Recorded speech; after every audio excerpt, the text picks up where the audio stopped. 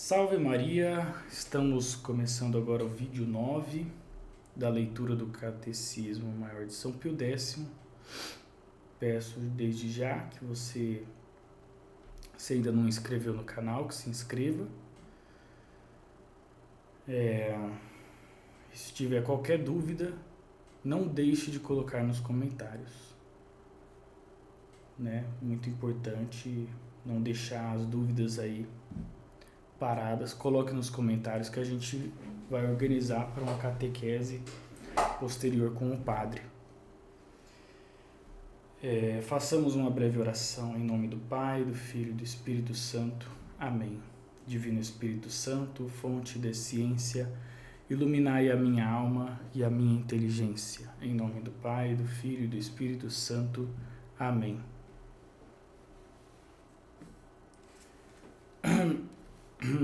Agora iniciaremos aqui a leitura da igreja em particular, ainda do nono artigo do credo, parágrafo 2º da igreja em particular. Deixa eu organizar aqui. Da igreja em particular.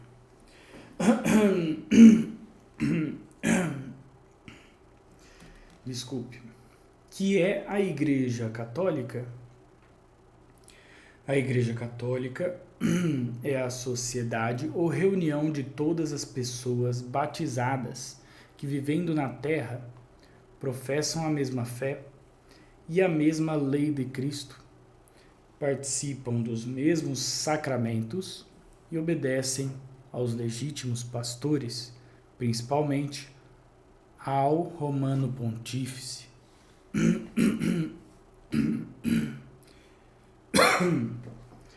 Desculpem novamente.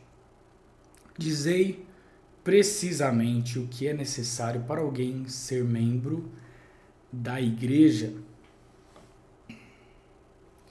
Para alguém ser membro da Igreja, é necessário estar batizado, crer e professar a doutrina de Jesus Cristo, participar dos mesmos sacramentos, reconhecer o Papa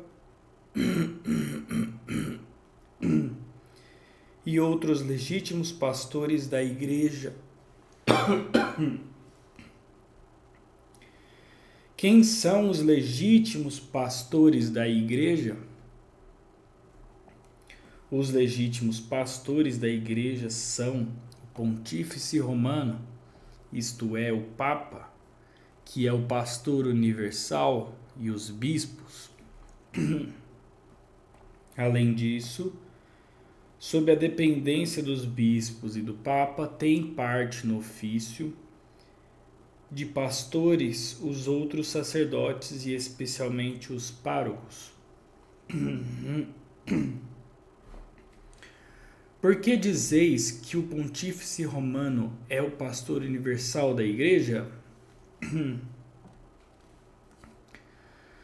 Porque Jesus Cristo disse a São Pedro, primeiro Papa: Tu és Pedro, e sobre esta pedra edificarei a minha Igreja, e dar-te-ei as chaves do reino dos céus. E tudo o que ligares na terra será ligado no céu. E tudo o que desligares na terra será desligado também no céu. E disse-lhe mais: Apacenta os meus cordeiros, apacenta as minhas ovelhas. Então não pertencem à Igreja de Jesus Cristo às sociedades de pessoas batizados que não reconhecem o Romano Pontífice por seu chefe? Todos os que não reconhecem o Romano Pontífice por seu chefe não pertencem à Igreja de Jesus Cristo. Como se pode distinguir a Igreja de Jesus Cristo de tantas sociedades ou seitas fundadas pelos homens e que se dizem cristãs? pode-se distinguir a verdadeira Igreja de Jesus Cristo de tantas sociedades ou seitas fundadas pelos homens e que se dizem cristãs por 4 notas características. Ela é una, santa, católica e apostólica. Por que dizeis que a igreja é una?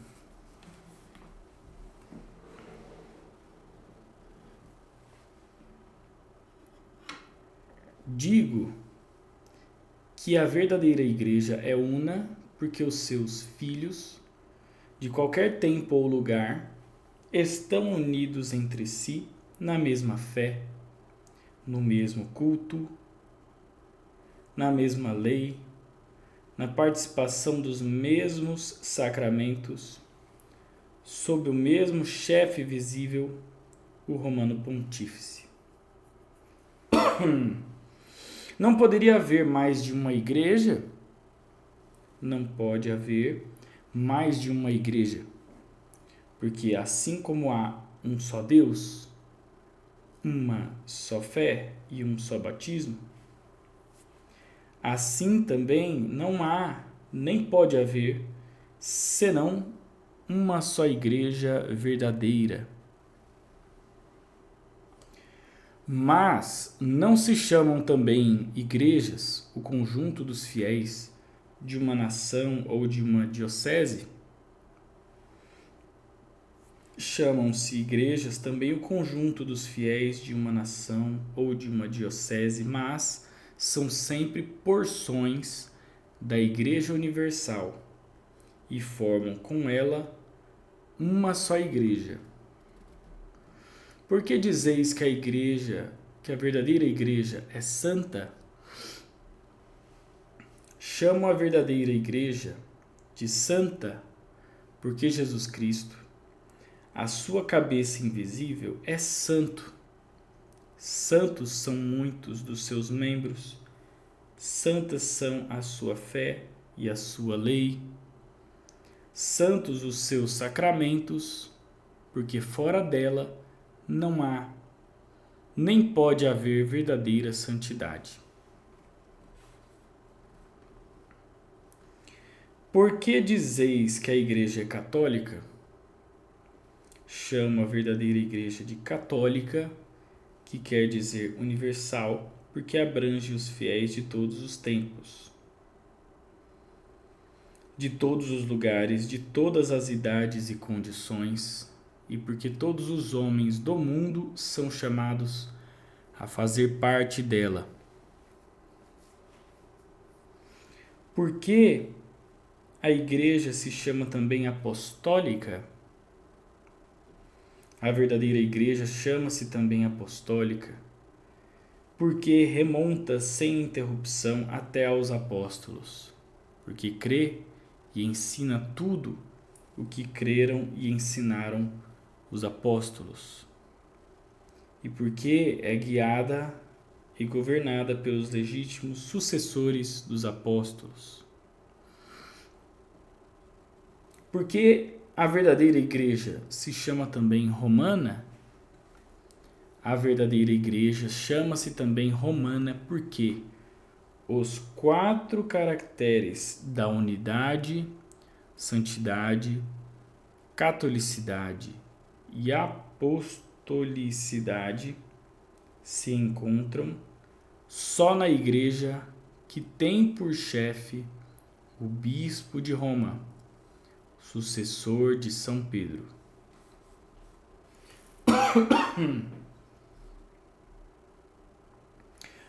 Como é constituída a Igreja de Jesus Cristo? A Igreja de Jesus Cristo é constituída como uma sociedade verdadeira e perfeita. E nela, como numa pessoa moral, podemos distinguir um corpo e uma alma. Em que consiste a alma da igreja? A alma da igreja consiste no que ela tem de interior e de espiritual, isto é, a fé, a esperança, a caridade, os dons da graça e do Espírito Santo, e todos os tesouros celestes que lhe provieram dos merecimentos de Cristo Redentor e dos santos. E o corpo da igreja, em que consiste? O corpo da igreja consiste no que ela tem de visível e de externo, quer na associação dos seus membros, quer no seu culto e no seu ministério de ensino, quer no seu governo e ordem externa.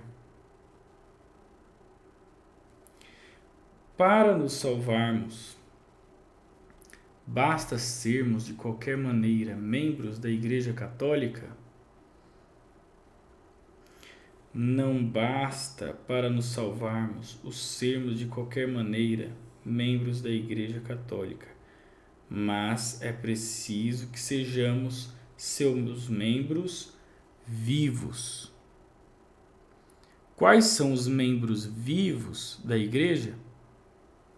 Os membros vivos da Igreja são todos os justos, e só eles, isto é, aqueles que estão atualmente na graça de Deus.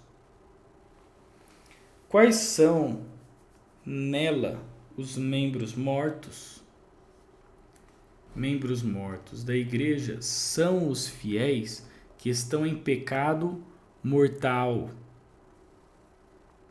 Pode alguém salvar-se fora da Igreja Católica Apostólica Romana? Não. Fora da Igreja Católica Apostólica Romana, ninguém pode salvar-se, como ninguém pôde salvar-se do dilúvio fora da Arca de Noé, que era a figura desta igreja. Como então se salvaram os antigos patriarcas, os profetas e todos os outros justos do Antigo Testamento? Todos os justos do Antigo Testamento se salvaram em virtude da fé que tinham no Cristo que havia de vir, e por meio da qual eles já pertenciam espiritualmente a esta igreja. Mas quem se encontrasse sem culpa sua fora da igreja poderia salvar-se? Quem, encontrando-se sem culpa sua, quer dizer, em boa fé, fora da igreja, tivesse recebido o batismo, ou tivesse desejo, ao menos implícito, de o receber, e além disso procurasse sinceramente a verdade e cumprisse a vontade de Deus o melhor que pudesse, ainda que separado do corpo da igreja, estaria unido à alma dela e, portanto, no caminho da salvação. E quem, sendo embora membro da Igreja Católica, não pusesse em prática os seus ensinamentos, este se salvaria? Quem, sendo muito embora membro da Igreja Católica, não pusesse em prática os seus ensinamentos, este seria membro morto e, portanto, não se salvaria. Porque, para a salvação de um adulto, requerem-se não só o batismo e a fé, mas também as obras conformes à fé. Somos obrigados a acreditar em todas as verdades que a Igreja ensina?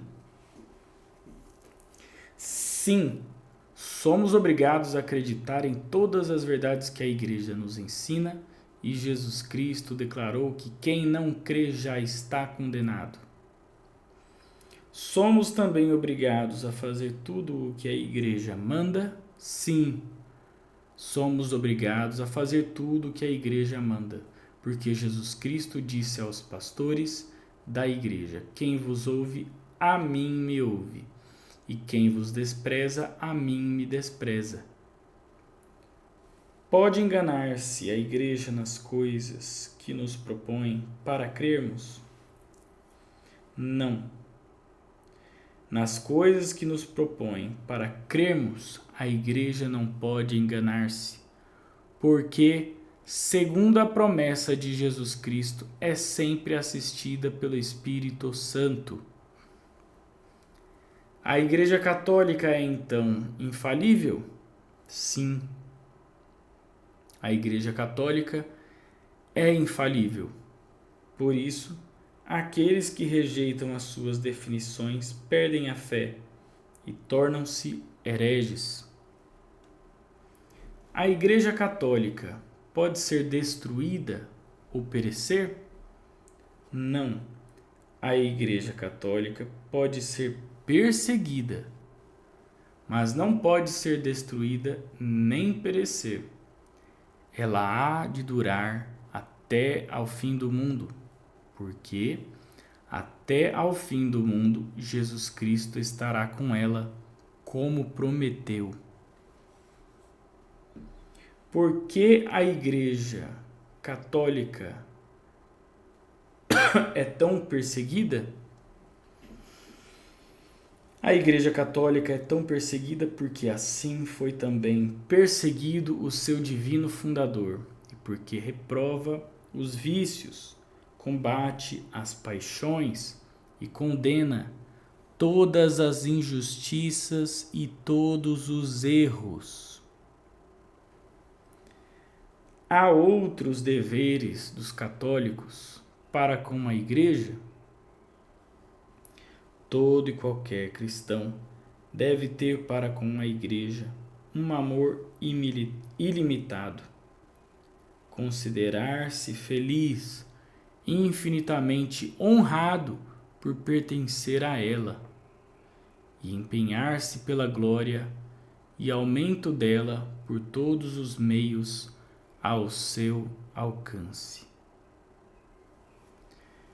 Aqui encerramos a nossa leitura deste parágrafo. Dúvidas, por favor, escrevam nos comentários. Em nome do Pai, do Filho e do Espírito Santo. Amém. Salve Maria.